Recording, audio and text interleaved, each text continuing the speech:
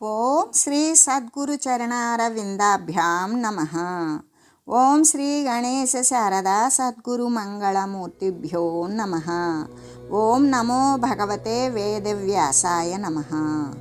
ఓం నమః ప్రణవార్థాయ శుద్ధ జ్ఞానైకమూర్తయే నిర్మలాయ ప్రశాంతాయ దక్షిణామూర్తయే నమః. ఓం ఈశ్వరో గురురాత్మేతి మూర్తిభేద విభాగినే వ్యోమవద్వ్యాప్తదేహాయ దక్షిణామూర్తయే నమః. శ్రీ గురుగీత తృతీయోధ్యాయము. అయితే ఈ జగత్తంతా ఏమై ఉన్నది అంటే పరబ్రహ్మస్వరూపమే అయి ఉన్నది. నేను కూడా అంటే పరమశివుడే చెబుతూ ఉన్నాడు. ఏమని? పరమశివుడే ఆ పరమేశ్వరుడే పరమ గురువుకు నమస్కారము చేస్తూ ఏమని చెప్తూ ఉన్నాడు అంటే, నేను కూడా ఈ పరిపూర్ణ తత్వమైనటువంటి గురు పరబ్రహ్మస్వరూపాన్ని, నా యొక్క అఖండమైనటువంటి జ్ఞానతత్వం ఏదైతే ఉన్నదో అది ఏ కైవల్యము. ఇటువంటి జీవుడు బ్రహ్మము వేరు అనేటువంటి అజ్ఞానము నశించిపోగా ఇంకా జీవబ్రహ్మ అభేద అంటే జీవబ్రహ్మైక్య స్థితి అనేటువంటి అభేద స్వరూప జ్ఞానం ఏదైతే ఉన్నదో అది పరమగురుని వలన ఏ పరమగురుని వలన కలుగుతూ ఉన్నదో అటువంటి పరమ దయాళువగు గురుమూర్తికి నేను సర్వదా నమస్కరిస్తూ ఉన్నాను అని పరమేశ్వరుడు శ్రీ గురుమూర్తికి నమస్కరిస్తూ ఇంకా కూడా మోక్షానికి సాధనము అయినటువంటిది అంటే మోక్షము చెందాలి అంటే ఏ సాధనము ఉండాలి, ఆ ఏ సాధనం ద్వారా దాన్ని సాధ్యం చేసుకోగలగాలి అంటే ఆ సాధ్యముగా ఉండేటువంటి పరమ లక్ష్యం ఏమని పెట్టుకుంటాం? పరబ్రహ్మ స్వరూపమే కదా. ఆ పరబ్రహ్మము కూడా శ్రీ గురుమూర్తియే కదా అయి ఉన్నాడు. ఎందుకు? పరబ్రహ్మతత్వాన్ని గురించి చెప్పాలి అంటే పరబ్రహ్మతత్వం కంటే వేరైనటువంటి గురువు అయితే పరబ్రహ్మతత్వాన్ని గురించి తెలియజేయలేడు. ఆ పరబ్రహ్మ స్వరూపమే గురుమూర్తి అయి ఉన్నాడు కాబట్టి ఆ పరబ్రహ్మ స్వరూపాన్ని గురించి పరమాత్మ అయినటువంటి ఆ శ్రీ గురుమూర్తి అయ్యే ఉండడం వల్ల తన గురించి తాను సుస్పష్టంగా తెలియజేస్తూ ఉన్నాడు. అలాగా సాధన సాధ్య కార్యకారణ అనేటువంటి రూపమైన పరబ్రహ్మ స్వరూపాన్ని నేను ఎల్లప్పుడూ కూడా భజిస్తూ ఉన్నాను. ఎలాగా అంటే ఈ యొక్క మోక్షతత్వము అనేటువంటి పరబ్రహ్మ స్వరూపము అనేటువంటి సాధ్య కార్యమే అయితే పరమ లక్ష్యమైనటువంటి పరబ్రహ్మ స్వరూపము ఆ సాధ్య కార్యాన్ని ఏ సాధన ద్వారా సాధించుకోగలగాలి. అంతేకాదు పరబ్రహ్మ లక్ష్యము అనేటువంటిది పరమ లక్ష్యమైనటువంటి బ్రహ్మాన్ని పొందాలి అంటే కారణం ఏమిటి అంటే ఆ బ్రహ్మమే పొందటమే కార్యము, పొందాలి అనేటువంటిది కారణము. ఈ కార్యకారణ రూప పరబ్రహ్మ స్వరూపాన్ని నేను ఎల్లవేళలా కూడా నేను భజిస్తూనే ఉన్నాను. ఇంకా కూడా విచారించి చూచినట్లయితే ఈ కార్యకారణ భావాలకు ఈ సాధన కార్యక్రమాలను కూడా అతిక్రమించి అతీతముగా కూడా ఏమున్నది? శ్రీ గురు పరబ్రహ్మ స్వరూపము ఉన్నది. కాబట్టి శ్రీ గురుదేవుని యొక్క మహిమను గురించి తెలుసుకోవాలి అంటే ఎవడైతే అనుభవ జ్ఞానము అనేటువంటి పడవను పరిగ్రహించిన వాడై ఉంటే ఆ నౌకను గనక వాడు ఎక్కి ఉన్నటువంటి వాడైతే అజ్ఞానముతో నిండిపోయినటువంటి సంసార సాగరము, అజ్ఞానము చేతనే శరీరాదుల యొక్క రాకపోకలు కొనసాగుతూ ఉన్నవి. అజ్ఞానము నశించిందా ఇంకా వానికి ఎటువంటి శారీరక స్థితులు కానీ ఇక ఈ యొక్క భవలయ స్థితులు కానీ ఉండవు అని చెబుతూ ఈ సంసార సాగరం అనేటువంటిది దాటివేస్తాడు అనుభవ జ్ఞానం ఉన్నటువంటి వాడు.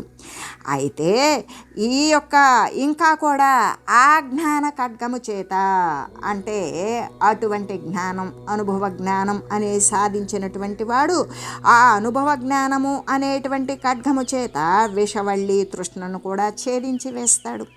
విషవల్లి తృష్ణ అంటే ఏ విషయాదులైతే ఉన్నవో దృశ్యమాన సంబంధమైన విషయాదులు, లోకము సత్యము శరీరము నిత్యము అని భావించే అసత్యమైనటువంటి భావ పరంపరలు మొత్తం కూడా నశించిపోయేటట్లుగా ఛేదించి వేస్తాడు. అది జ్ఞాన ఖడ్గము చేత. అంతేకాదు పరమతత్వమైనటువంటి అమృతతత్వాన్నే పొందుతూ ఉంటాడు. ఎందుకు? ఇక్కడ పరమతత్వం ఏంటి? పరమాత్మ స్వరూపం. అది ఏమై ఉన్నది? అమృతతత్వం. అంటే చావు లేనటువంటిది, పుట్టుక రానటువంటిది అమృతతత్వము. కాబట్టి ఆ అమృతమైనటువంటి శాశ్వత తత్వాన్ని ఎవడైతే అనుభవ జ్ఞానము చేత పొందుతూ ఉన్నాడో వాడే కదా ధన్యుడు. ఇటువంటి జ్ఞానము ఎవరి వల్ల లభిస్తుంది అంటే పరమ గురువు యొక్క కరుణ చేత మాత్రమే లభిస్తుంది. కాబట్టి ఆ దేవదేవుని, ఆ పరమ గురుదేవుని, ఆ దేశికేంద్రుని, ఆ యొక్క సద్గురు సార్వభౌముని ఎల్లవేళలా నిరంతరం కూడా నేను భజిస్తూ ఉన్నాను అని చెబుతూ, అంతేకాదు అలం వికల్పైరహమేవ కేవలం మయి స్థితం విశ్వమిదం చరాచరం ఇదం రహస్యం మమయేన దర్శితం స వందనీయో గురురేవ కేవలం. అనేకమైనటువంటి శాస్త్రాలలో చెప్పబడిన రీతిగా, అంటే అనేక శాస్త్రవచనాల చేత ఏమైనా ప్రయోజనం ఉన్నదా అంటే ఏ ప్రయోజనం లేదు. పోనీ ఎక్కువగా మాట్లాడడం వల్ల ఏమన్నా మోక్షతత్వాన్ని పొందుతామా? బహుభాషణాల చేత కూడా ఎటువంటి ప్రయోజనము లేదు. అంటే అనేక శాస్త్రవచనాల చేత అనేక మంది వారి యొక్క అనుభవ జ్ఞానం శాస్త్ర గ్రంథస్థం చేస్తారు. ఆ గ్రంథస్థం చేసినటువంటి దానిని మనం 1కి 10 సార్లు చదివి అది మనమా గుర్తులో పెట్టుకొని అవతల వారు ఎవరైనా వచ్చినప్పుడు ఆ శాస్త్రమైనటువంటి విషయాన్నే మనం పదే పదే చెప్తూ ఉన్నాం. దానివల్ల ఉపయోగం ఏంటి అంటే శాస్త్రవచనాల వల్ల ఉపయోగము అనేటువంటిది ఉండదు. దానిని ఎప్పుడైతే ఆచరణ యోగ్యతకు పాల్పడేటట్లు చేస్తామో అప్పుడు మాత్రమే ఉపయోగపడుతుంది. అంతేకాని అనుభవ సిద్ధి కానీ ఆచరణ యోగ్యత కానీ లేనటువంటి శాస్త్రవచనాల వలన మరి అనేక రకాలైనటువంటి కొటేషన్స్ మైండ్లో పెట్టుకోవచ్చు. అనేక రకాలైనటువంటి కొత్త కొత్త సంస్కృత వాక్యాలను కొన్ని మనం గుర్తులో ఉంచుకోవచ్చు. ఆ పదప్రయోగాలను మనకంటే తెలియనటువంటి వారు వచ్చినప్పుడు వారి ముందు ప్రయోగించి మన భుజాలు మనమే చరుచుకోవడం కాదు, దానిలో మనకి ఒకంతైనా సరే అనుభవ జ్ఞానము ఉన్నదా? అది లేనప్పుడు కేవలము శాస్త్రములో చెప్పబడినది అది ఎవరి మాట? మహనీయులు అనుసరించి అనుభవాన్ని సిద్ధింపజేసుకున్నటువంటి వారి యొక్క మాట, వారి యొక్క అనుభవం. ఆ అనుభవాన్ని గురించి మనం కూడా అనుభవం పొంది ఉండాలి. లేకపోతే ఆ వచనాన్ని గురించి వారు బోధించినటువంటి విషయాన్ని గురించి మనం యథాతథంగా వారు బోధించింది గుర్తులో ఉంచుకొని మరొక చోట దాన్ని ప్రయోగించినంత మాత్రాన విన్నటువంటి వానికి మనం ప్రయోగించిన మనకు ఏమాత్రము కూడా ఎటువంటి ప్రయోజనవంతము కానే కాదు. కాబట్టి మరి అంతేకాదు బహుభాషణముల చేత రకరకాలుగా మాట్లాడడం, అనేక ఉపమాన ఉపమేయాలతో తీసుకోవటం, అనేక సాదృశ్యాలు దృష్టాంతాలు తీసుకోవటం, చక్కగా అంటే పటుతరంగా సరళత్వంగా అనర్గళంగా మాట్లాడగలగటం, అనేక రకాలుగా మాట్లాడిన సత్యము కాని వస్తువును గురించి మరి ఎన్ని మాట్లాడినా కూడా అవన్నీ కూడా అసత్య సదృశాలే కదా. అంటే ఇక్కడ సత్యము అనేటువంటిది ఏంటి? కేవలము అనుభవ సిద్ధి. అసత్యము అనేటువంటిది కేవలము వాచా ప్రమాణము. కాబట్టి దానివల్ల ఏమన్నా ఉపయోగం ఉంటుందా? ఉపయోగం ఉండదు. ఎందుకు అంటే శాస్త్ర వచనాల ద్వారా ప్రయోజనము చేకూరదు. అవి విన్న వారికి చెప్పిన వారికి కూడా ప్రయోజనం ఉండదు. ఎందుకు? విన్నటువంటి దానిని కనుక అనుసరణలో పెట్టకపోతే ఎవరికి ఉపయోగం ఉండదు. అలాగే రకరకాలైనటువంటి చక్కని పదప్రయోగాలు చేసుకుంటూ చక్కని యుక్తియుక్తమైనటువంటి మాటలతో ఎన్ని బహుభాషణాలను గురించి చక్కగా మంచిగా మాట్లాడగలిగినప్పటికీ కూడా ప్రయోజనం లేదు. ఎందుకు? విన్నవాడు దానిని అనుసరించలేదు, ఈ చెప్పేటువంటి వాడు అనుసరిస్తే అంత బహుభాషణ చేయవలసినటువంటి ఆవశ్యకత ఉండదు. అంతేకాదు సందేహాల చేత ఎలాంటి ఉపయోగం ఉంటుందా? పోనీ ఏదో వింటున్నాం కదా, మనం ఏదైనా సరే డౌట్ వ్యక్తం చేయలేదనుకో, ఒకవేళ మనం వింటలేదని అభిప్రాయపడతారేమో. అలా కాదు, మనం కూడా ఒక సందేహాన్ని వెలుబుచ్చితే అబ్బా నేను చెప్పేటువంటి విషయాన్ని నేను బోధిస్తున్న విషయాన్ని శ్రద్ధగా వింటున్నాడు అని అవతల వాడికి మతి భ్రమ కలిగించాలని మనం భ్రమించి మాట్లాడతాం. ఇటువంటి భ్రమ అనేటువంటిది చుట్టూ కూడా వ్యాపించి ఉన్నప్పుడు ఆ సందేహాల చేత, ఆ సందేహాల పరంపర, అంటే ఒక సందేహం పోతే మరొకటి. ఎందుకు అంటే అసలుకి దేహం ఉత్పన్నమైనదే సందేహాల పరంపరే దేహము. అంటే మోహం వదలనటువంటి దేహము సందేహాల పరంపరే అయి ఉంటుంది. కాబట్టి అటువంటి సందేహాల చేత సత్యాన్ని గురించి సందేహము అనేటువంటిది ఉండదు. ఎందుకు? సత్యము అనేటువంటిది నిరూపించేటువంటిది కాదు. ఎవరికి వాళ్ళు ప్రామాణికమైనటువంటి సిద్ధాంతము చేత తన యొక్క అనుభవ సిద్ధిని పొంది తనకు తాను ప్రామాణికంగా నిలవాలే కానీ ఏదో ఒక రుజువునో, ఏదో ఒక నిరూపణనో, ఏదో ఒక ప్రామాణిక పరిస్థితినో తీసుకొని కాదు. మనం శాస్త్రం తీసుకున్నామంటే శాస్త్రాన్ని అనుసరించి సద్గురువుని సేవించి దాని ప్రకారం మనం అనుసరించడం వల్ల వచ్చేటువంటి అనుభవ జ్ఞానం ఏదైతే ఉంటుందో అది ఉపయుక్తమైనది. దానివల్ల ఎంతో కొంత ప్రయోజనం అనేది చేకూరుతుంది. అంతేకాని శాస్త్రవచనాల ద్వారా కానీ రకరకాలైనటువంటి మంచి మేలు రకాలైనటువంటి వివిధ రకాలైనటువంటి అందమైన మాటల ప్రహేళికలతో కానీ వాటి సందేహాల చేత కానీ ఏదైనా ఉపయోగం ఉంటుందా? ఇక్కడ మనం ఎందుకు ఉపయోగం లేదు అని చెప్పుకుంటున్నాము అంటే ఇక్కడ ఆత్మతత్వానికి ఇటువంటివన్నీ శాస్త్రవచనాలు అవసరం లేదు, బహురకాలైన మంచి మంచి భాషణలు అవసరం లేదు, సందేహాలు అవసరం లేదు. కానీ ఇక్కడ ఏమి కావాలి అంటే మహనీయుల యొక్క సేవాభాగ్యం ద్వారా, వారి యొక్క కరుణ ద్వారా పొందిన జ్ఞానోపదేశాన్ని అనుసరిస్తూ ఉంటే ఆత్మతత్వాన్ని గురించి అందుకోగలుగుతాం, మనం దాన్ని గురించి ప్రయత్నించగలుగుతాం. అంతేకాని ఇక్కడ మరి ఎటువంటి ఆత్మ వేరు, జీవుడు వేరు, జగత్తు వేరు, బ్రహ్మము అనేటువంటిది ఇతరము, దేవుడు ఎక్కడో ఉన్నాడు, ఇలాంటి భేదభావాల చేత ఎట్లయినా సరే తరింపలేకుండా ఉంటాము. అంటే ఏ విధంగా అంటే శాస్త్రవచనాల ద్వారా ఒక్కొక్క శాస్త్రంలో ఒక్కొక్కరు ఒక్కో విధంగా చెప్తారు. రకరకాలైనటువంటి మాటలతోటి ఒక్కొక్కరు ఒక రకంగా బహుప్రయుక్తులతోటి రకరకాలుగా కలిపి పోలికలు తీసి మరీ తెలియజేస్తారు. దాని ద్వారా సందేహాలే ఉత్పన్నమవుతాయి. అనేక రకాల సందేహాల్లో ఉపయోగమే లేదు. అంతవరకు కూడా ఏమని ఉంటుంది, నేను ఎంతవరకు కూడా ఆత్మ వేరు అనుకున్నాను, జీవుడు వేరు అనుకున్నాను, జీవుడు వేరు జగత్తు వేరు అనుకున్నాను, బ్రహ్మము అనేటువంటిది ఇతరమైనది అనుకున్నాను, దేవుడు ఎక్కడో ఉంటాడు అనేటువంటి ఇలాంటి భేదభావనల చేత ఉండడం వలన తరింపలేకపోయి ఉన్నాను. అంటే శాస్త్రవచనాలలో భేదత్వమే ఉన్నది, బహుభాషణాలలో భేదత్వమే ఉన్నది.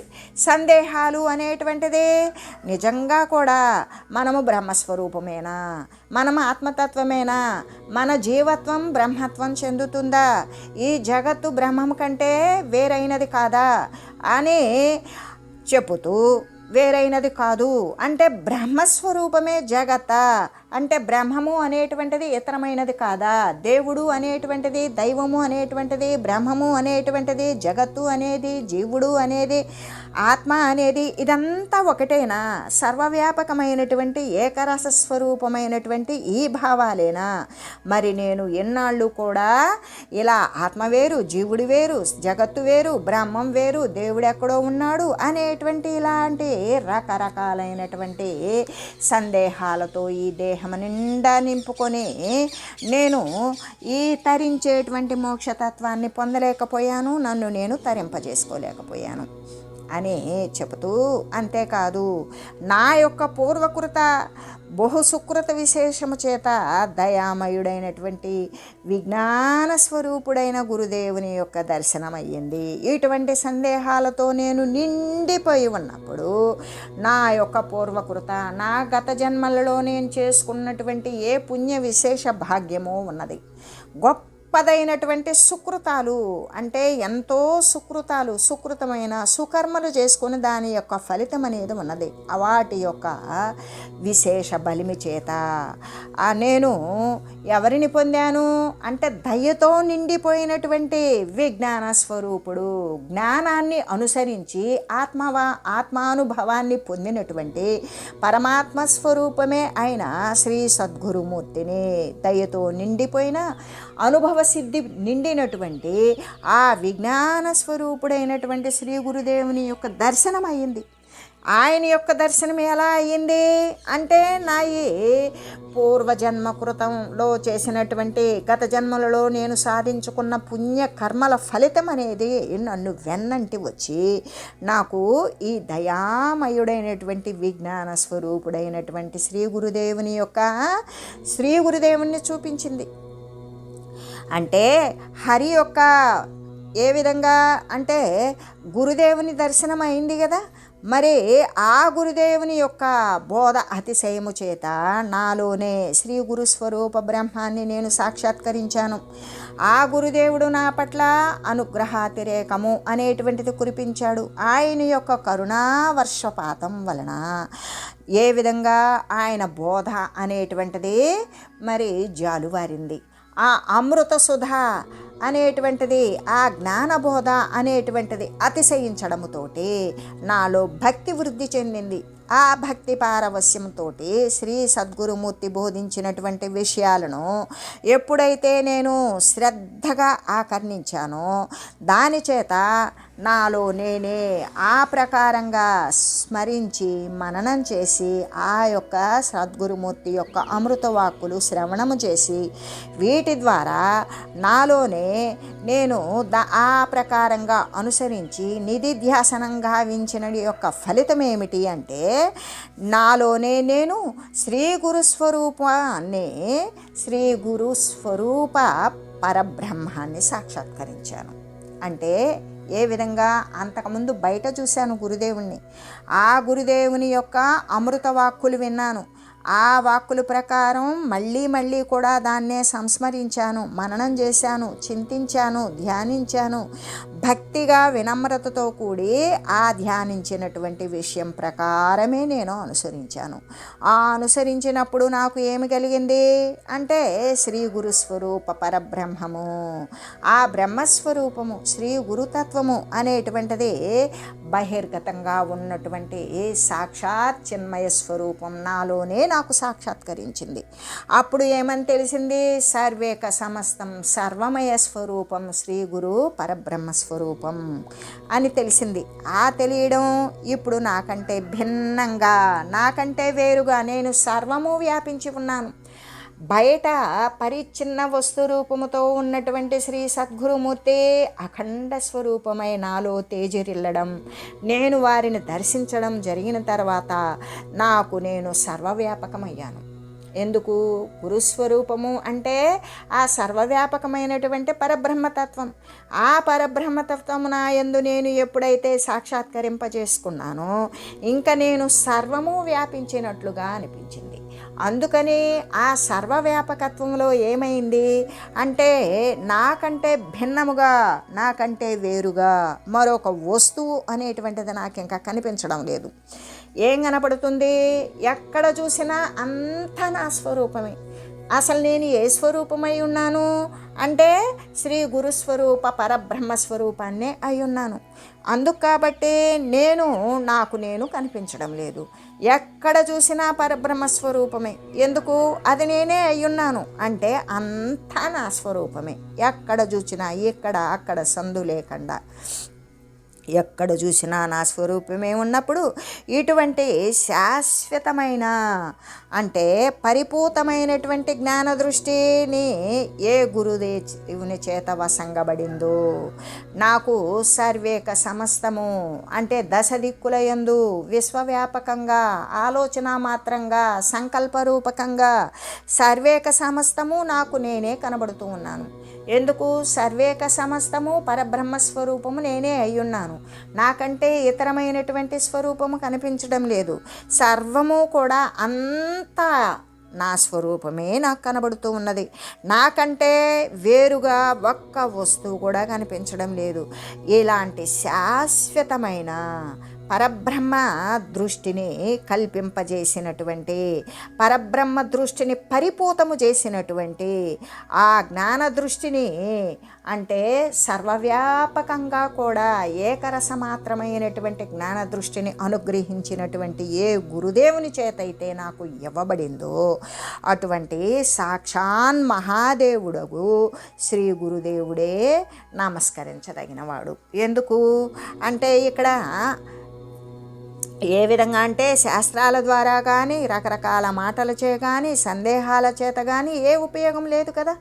అంతవరకు కూడా నేను ఏమని భావించాను, అది వేరు ఇది వేరు అది వేరు అని రకరకాలుగా భావించి ఉన్నాను.